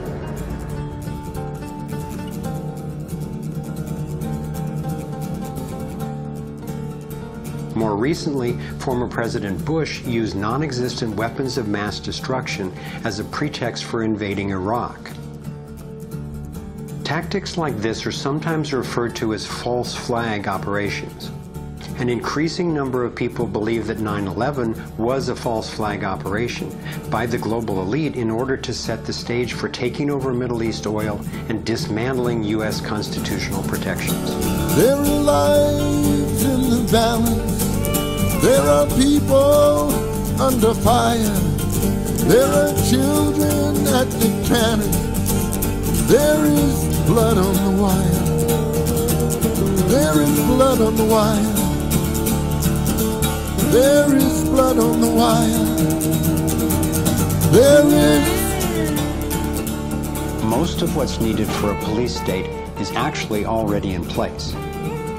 Right now in America, any of us can be imprisoned without warning or due cause, and we can be kidnapped, tortured, and assassinated legally if the government decides what we are doing is a threat to their plan.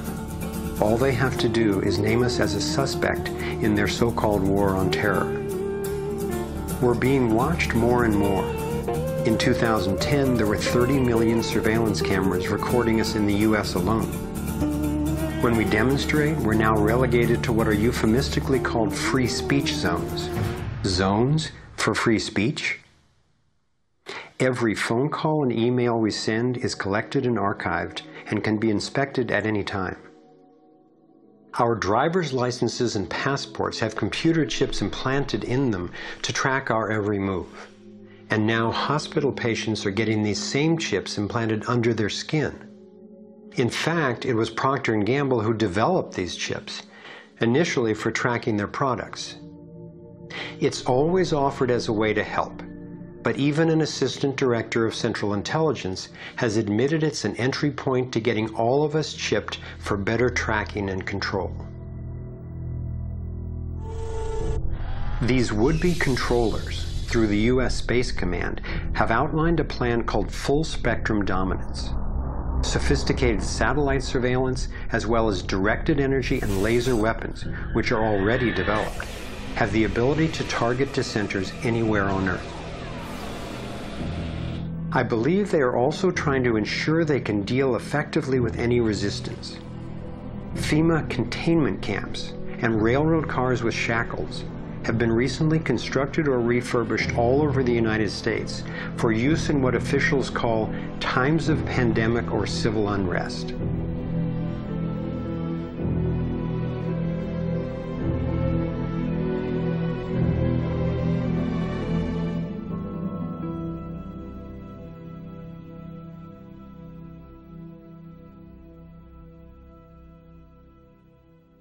There's one more brutal realization about the global domination agenda that I need to share. This was a horrible one for me to grasp, but without it, this inquiry would be dangerously incomplete, and our solution strategies would be inadequately informed. In my research, I came across convincing evidence that their plan actually includes the elimination of the majority of the world's population. As sick as it sounds, it makes sense that they would be better positioned to succeed in their quest for absolute control if there are fewer of us to manage. Every time I've thought they wouldn't do that, I discovered I was wrong. I found startling documentation that eugenics is one of the core pillars of their plan. Eugenics is the practice where some people get to decide who's worthy to breed and who's not. Sterilization is one of the many insidious ways this covert plan is being implemented. In 1904, the Carnegies funded the first eugenics laboratory in Cold Spring Harbor, Long Island. The Rockefellers funded involuntary sterilization of people of color through their eugenics programs and funded the Kaiser Wilhelm Institute in Germany to further the racial supremacy agenda later adopted by Hitler. In 2007, the U.S. Department of Agriculture and Homeland Security funded a proposed project to aerial spray over 7 million people in urban areas of Northern California. After citizens organized against the plan, officials were forced to reveal that the spray included multiple toxins that can cause disease and disrupt the reproductive cycle. Fortunately, civil resistance stopped the project. The U.S. government has been caught over 30 times covertly experimenting with toxic chemicals on its own citizens, from soldiers, prisoners, and Native American reservations to entire towns and counties. Mass covert sterilization of women and girls, usually using secret additives to vaccines, has been exposed in Brazil, Puerto Rico, Nicaragua, Mexico, and the Philippines. These have been under the auspices of such programs as John D. Rockefeller's Population Council, the U.S. Department of Health, Education, and Welfare, where Nelson Rockefeller was undersecretary, and the Rockefeller-founded World Health Organization. Novartis and Syngenta, in cooperation with the U.S. Department of Agriculture and the Department of Defense, have field-tested a spermicidal strain of GMO corn that would render male consumers infertile. This was quietly announced as a contribution to the world overpopulation problem. The list goes on and on. Right now, global human fertility is plunging. I'm convinced that this is no accident. For me, being willing to consider and research a direct depopulation agenda was critical to my getting the whole picture and to generating responses that could be sufficient to the task we face. I know this may sound crazy, but imagine that it's 1932 and we're in Germany. If I told you that in the next decade millions of people would be exterminated, you would say impossible. No one would do such a thing.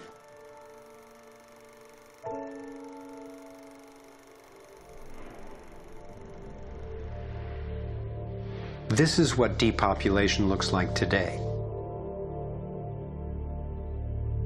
I'm convinced that I'm not overstating the case. Could I be wrong? Perhaps. But what if I'm not? We are at a critical fork in the road in human evolution. One road is leading toward tyranny and possible self-destruction. The other would lead us to a peaceful, healthy civilization based on honoring the rights and freedom of every single person on the planet.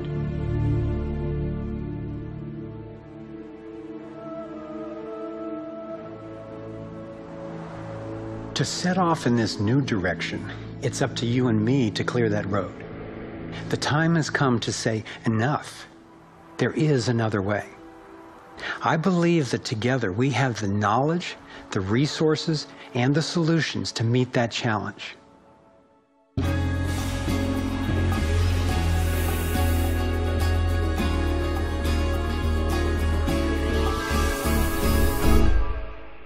I see this process as nothing less than a struggle for the soul of humanity.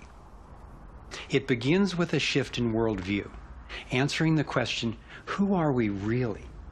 What is human nature? Are we humans what the elite would have us believe? Stupid, greedy creatures who, if left to our own devices, would devolve into violence and chaos, and so for our own good must be ruled over by a self-appointed elite? Or are we naturally caring and creative?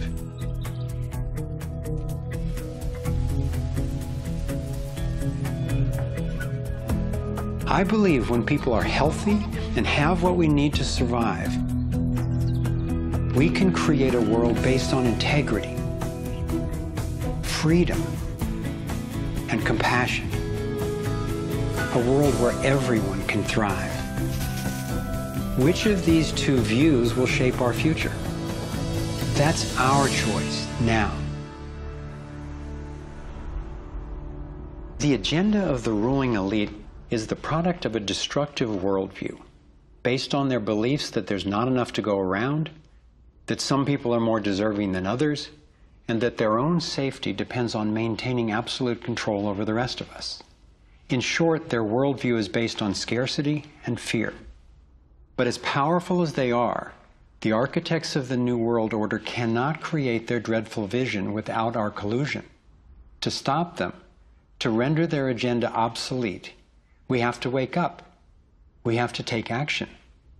This is like the last effort of a particular phase of civilization. It's its last gasp, really, and I often use the metaphor of the caterpillar becoming the butterfly, because a caterpillar crunches its way through the ecosystem. It's very destructive. It eats 300 times its weight in a day until it's so bloated that it hangs itself up and goes to sleep, and its skin turns into a hardened chrysalis.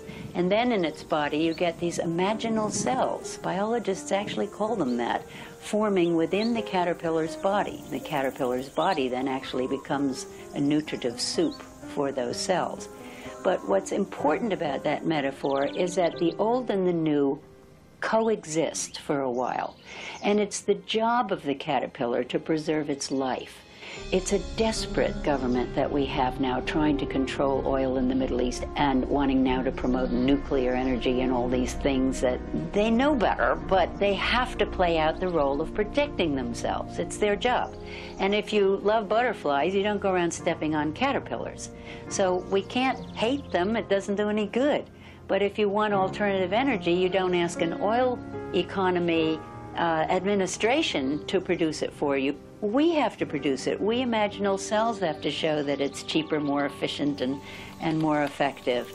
Our job is to build a new world. If we had the vision and a worldview that says our crisis is a birth and everybody's needed and everybody will have more of what they truly want, you could turn this desperate world into a renaissance of human creativity and love. It may seem that the controlling elite has all the cards, but we have many advantages of our own. First, let's talk numbers. Very few people are consciously perpetrating the domination agenda. Most of those helping to implement the plan don't understand the full picture of what they're a part of.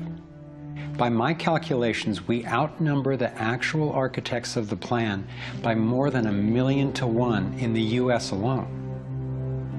Entrepreneur and environmentalist Paul Hawken estimates that there are now well over 1 million organizations in the world that work towards social and environmental justice, comprising the largest social movement in the history of humankind.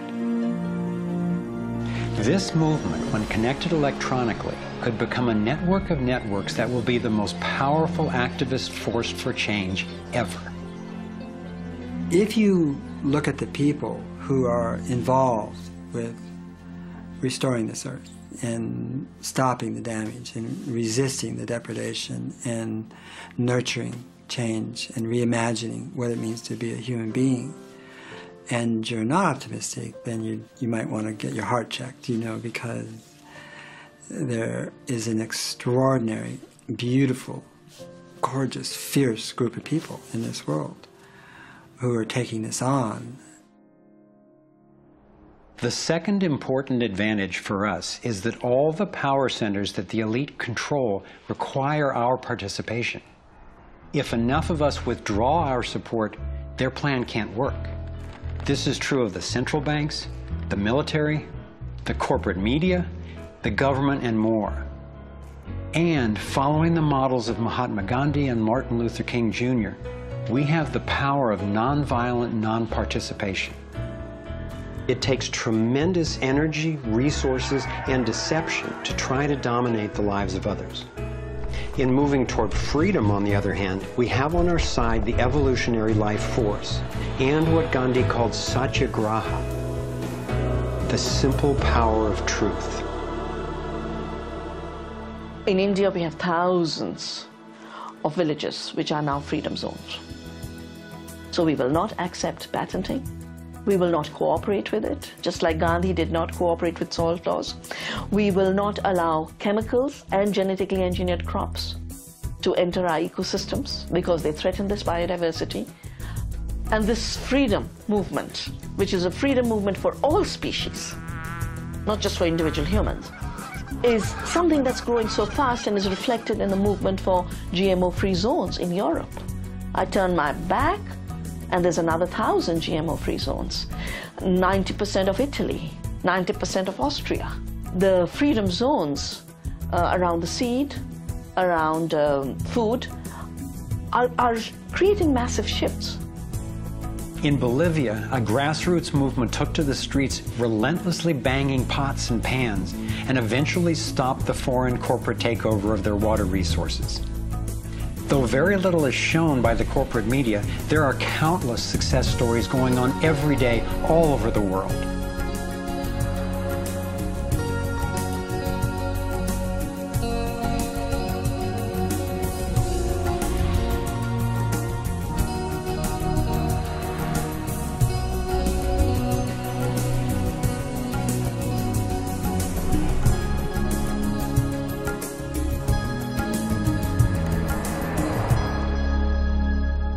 I wasn't willing to make this film until I knew there were responses that are a match for the crisis. And now the power of the internet enables us to share the breadth and the depth of this research.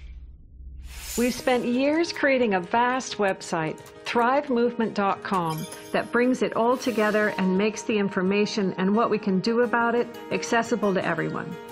Here you have your very own Navigator module to go deeper into the main subjects covered in the film: code, problem, and solutions. You can study strategies and tactics and connect with others to take high-leverage actions. Every fact stated in this film has been independently verified, and the reference is on our website. This sector navigator facilitates whole systems thinking that recognizes that actions in one area impact all the others. The center of the sector navigator is worldview, because it determines how we experience everything that happens within and around us. In every sector, you'll find critical issues, resources, group strategies, and individual actions to peacefully and productively affect real change. Our resource tree will link you to the people, organizations, and media that we most recommend to help you get more fully educated and engaged. I was encouraged to find that there are a minimum number of actions which, working together, can tip the scales. It's not endless. Once we see the big picture, we'll look at what each of us can do to help accomplish it. Let's take a look at the strategic antidotes to their economic domination. We need to stop any more bailouts of banks or corporations, dismantle the Federal Reserve, withdraw taxpayer support from central banking agencies such as the IMF and World Bank, allow development of alternative currencies and independent banks, and refuse international taxes. My main emphasis is on solutions in the U.S., because that's what I know best. But just as the predicament is global, so are the principles on which the solution strategies are based. Here are some tactical actions that we can take as individuals that don't take much time or money to make a real difference right now. Get informed, speak up, and connect with others. Bank locally. When we move our money out of the big centralized banks and into locally owned banks and credit unions, we defund the problem and fund the solution all in one move. Buy and invest responsibly. Every dollar you spend sends a message. Join the movement to audit and end the Federal Reserve. It's robbing us. Join a coalition to keep the internet fair and open. Don't let anybody take control over it. Support independent media. Get your information from diverse sources and think about who's funding the news you get. Support organic, non-GMO farming. Join movements to bring about honest elections, including traceable paper ballots and campaign finance reform. Congress can only be accountable to us when corporations stop funding them.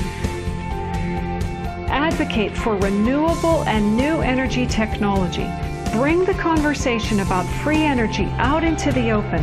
It will transform the power dynamic on this planet faster than anything in recorded history. Sign up for critical mass actions. It's a strategy to leverage our power by waiting until a huge number of us agree to participate before taking an action. imagine 1 million of us acting in unison. Then again, imagine even more.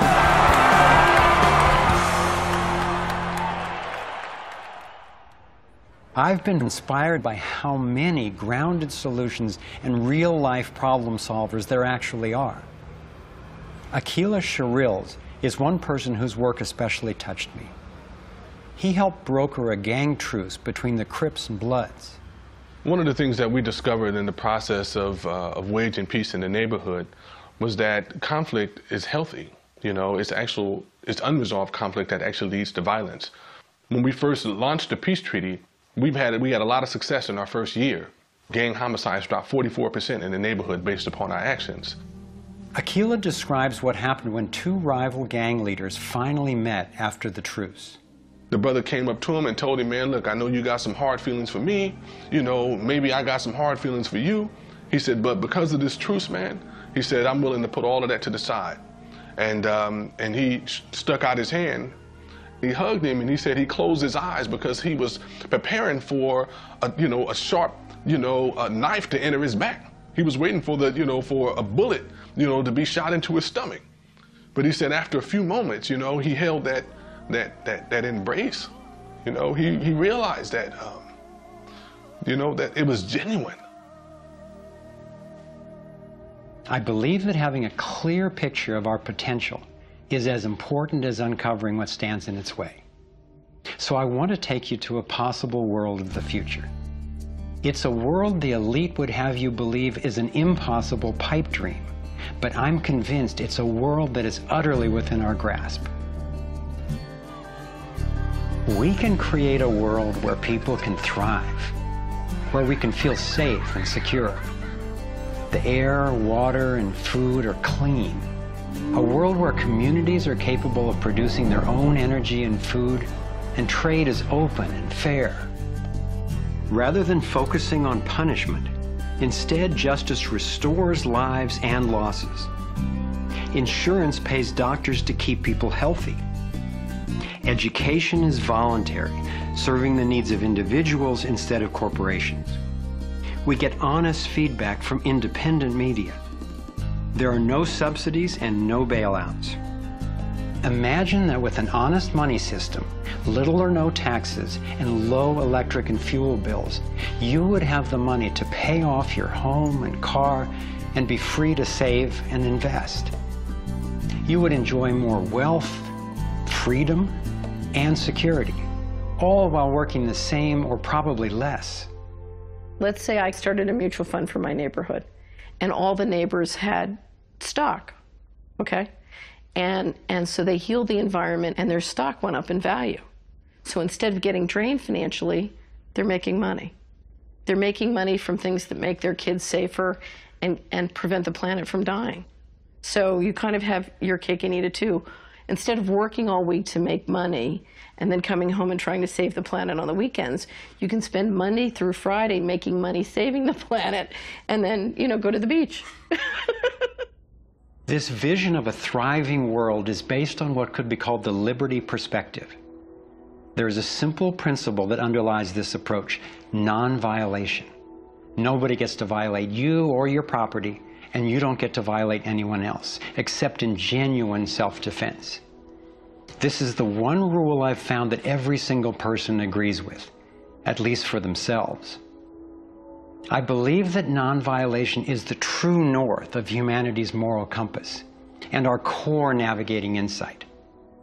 This insight can guide us and protect each and every individual as we set up voluntary, self-sustaining systems.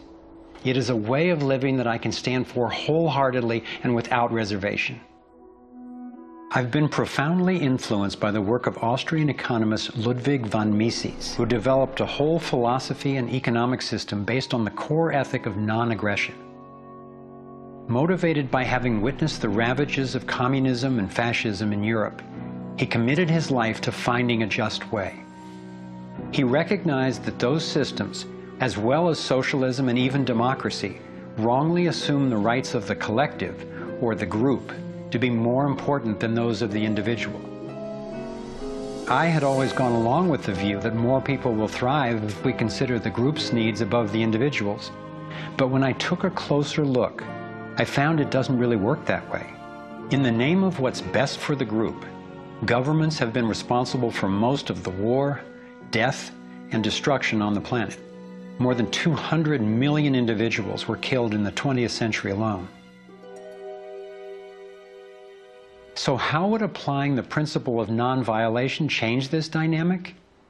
It would take us from incremental change of a fundamentally flawed system to a complete transformation where not just some, or even the majority, but everyone could truly have the opportunity to thrive.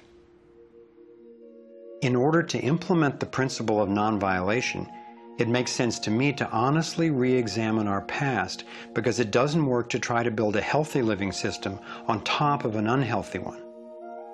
We have to go back to the most fundamental acts of injustice upon which the country was founded, in the seizure of the lands of the people and the slaughter of their women and children, and the rendering destitute most of the remnants of these people is such a grievous wrong that we believe that we have to deal with that, to come to grips with that in a fundamental way. Understanding that they're not wrongs that were done and completed 150 years ago. They're wrongs that are continued every single day. So you have, through the history of North America and the United States, over 500 treaties signed with indigenous nations where every single one of them now has been violated. You have, in fact, a tremendous amount of wealth having been generated from indigenous people's lands and resources, and billions of dollars every year still being generated by corporations and European nations based on the continued exploitation of indigenous people's lands and resources. If we didn't have large corporations, if we didn't have Western governments defining how you and I were to relate to each other, living here in North America now together, how would we relate to one another? How would we make it different? It's going to take time and courageous effort to shift the consciousness and accomplish the tasks that will move us toward the world I'm talking about. And yet I know of no greater gift that we could give to future generations. We can't do everything at once. I envision 3 overlapping stages of the solutions process. In stage 1, we bring as much integrity as possible to our current systems. If we cut the U.S. military budget in half, it would still roughly equal the defense spending of the entire rest of the world. Between that and getting rid of the Federal Reserve, over $1 trillion a year would be freed, enough to feed everyone on our planet, deal with social issues, and heal our environment. Many people believe that widespread starvation and poverty are inevitable, but compared to war, eliminating poverty and restoring the environment are cheap.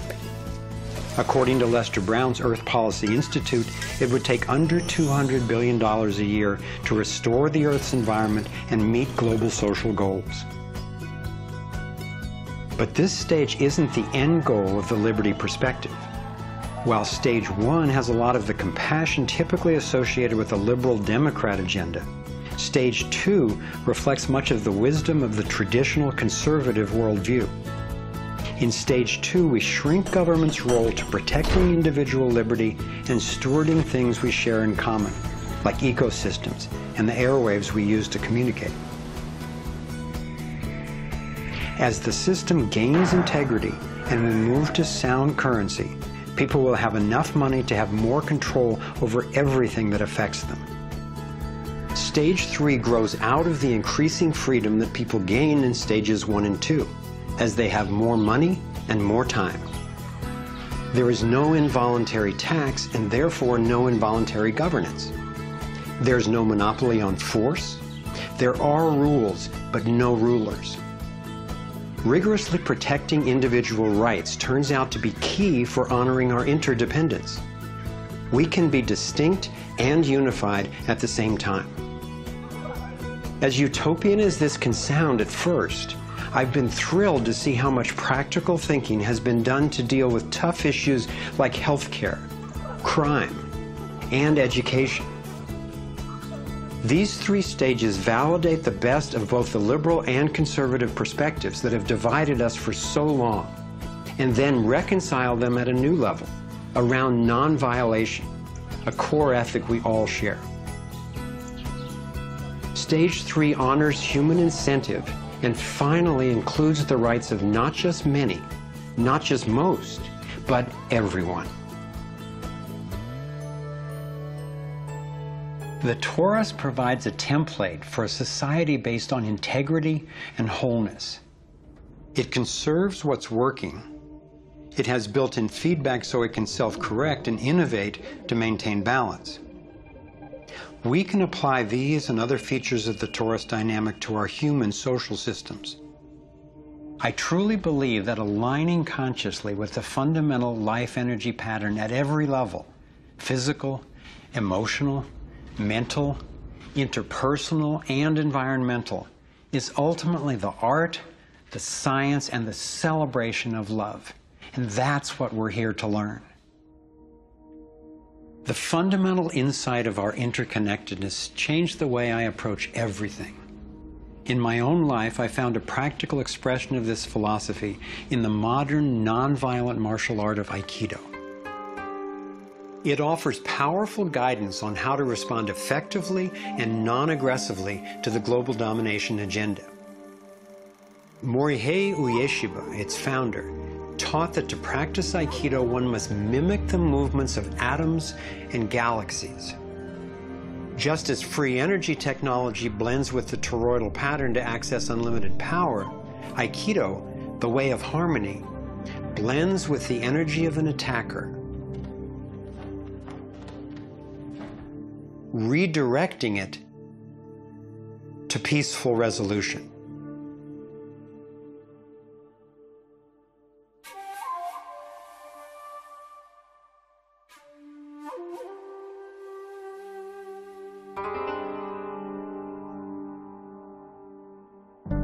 Gandhi and King applied these principles of non-aggressive power at the economic and social levels. If we respond with violence to the domination agenda, other than in self-defense, it would only continue the old us versus them paradigm and provide an excuse for even more police state measures. I believe that it's essential, both morally and strategically, that we take the path of non-aggression.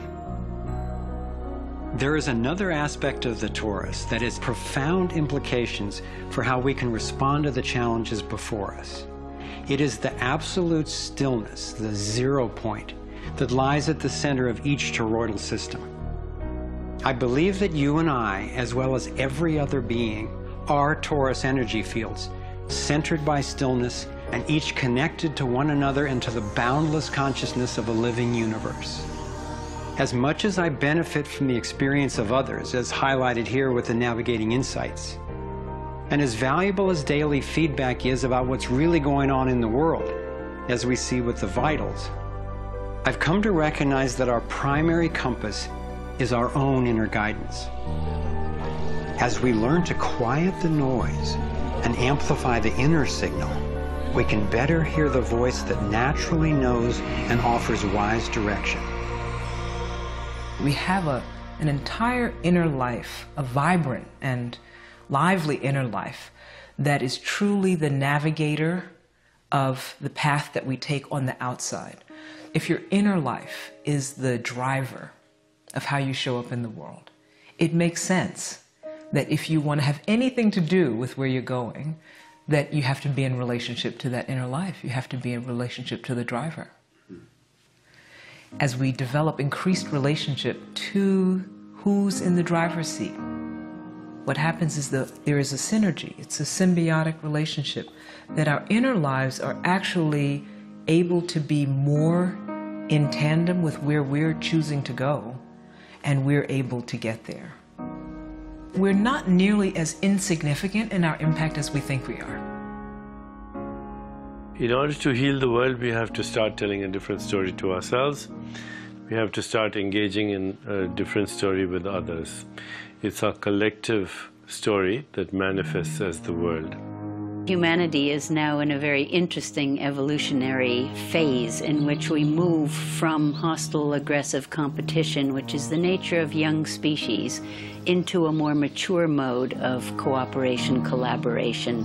There's no question in this country that money, that capital is being increasingly concentrated in the hands of a few. And those who are so powerful are concentrating it further. But there is a force that's more powerful, and that's the power of the people. When we look at the crises now, it is so easy to fall out of love with life. It is so easy to get pessimistic and desperate. But from my perspective, the crisis has matured to the point of being on the threshold of mass awakening, and that feeling inside me gives me the vitality to know that no matter how small what I'm doing looks to me in the face of these huge problems, that the impulse of evolution is not small. And when it's in everybody who's waking up, it's huge. And as more and more of us are waking up, linking up, and daring to speak up, the scheme for global domination is being exposed. And we're discovering solutions that can create the world we yearn for and deserve. Again and again throughout history, when people have recognized tyranny rearing its cruel head, they've come together and stood up for liberty. I am confident humankind will look back on this period and be proud that when we saw, we acted. Thank you for coming on this journey with us. I'm convinced we have what it takes to thrive. Let's make it happen.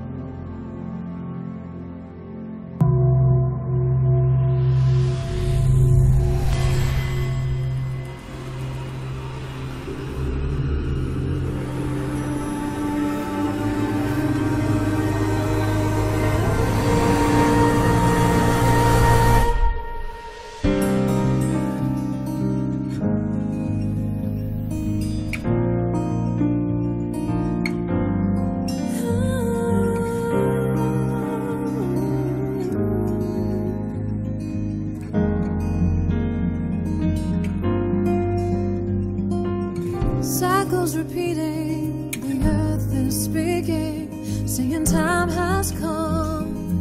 Wake up from this nightmare of life. So many shattered lives reaching out, crying out for freedom,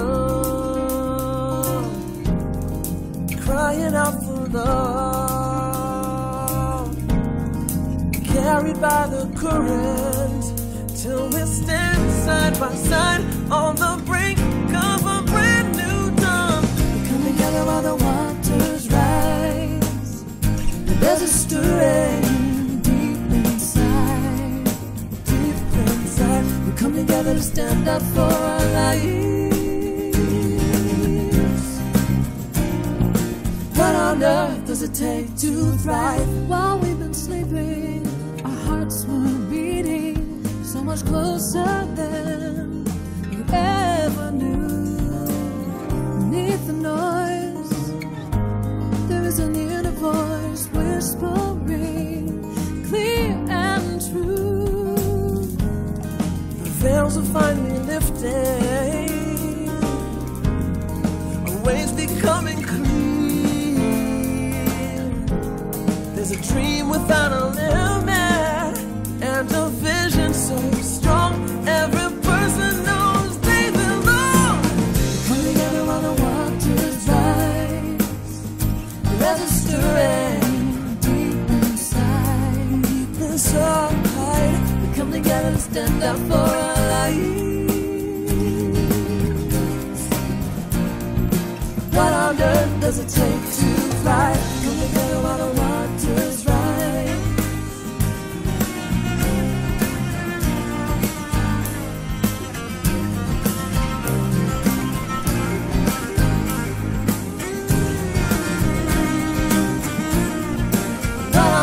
Does it take to thrive?